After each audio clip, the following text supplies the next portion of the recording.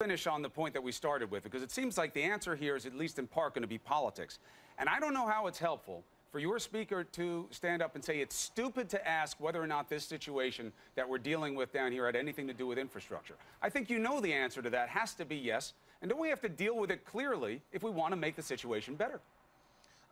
Chris, look, I agree with the speaker in the sense that it's. You think it's stupid to say that this situation had to do with infrastructure when you're hearing exactly that from the NTSB? No, Chris. What I believe is this accident did not have anything to do with money. It had to do with a failure on either the operator's part or the equipment's part.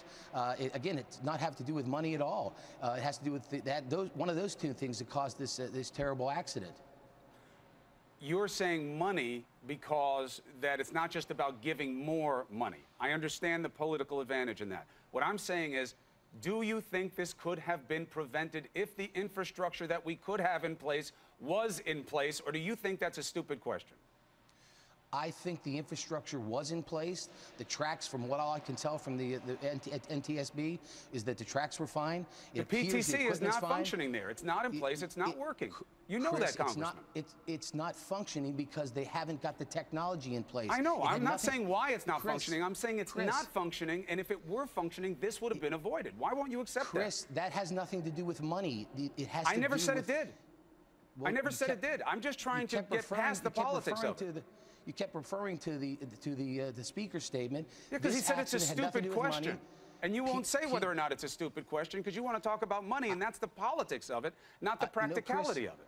Chris, I don't want to talk about money. I want to talk about reforming Amtrak.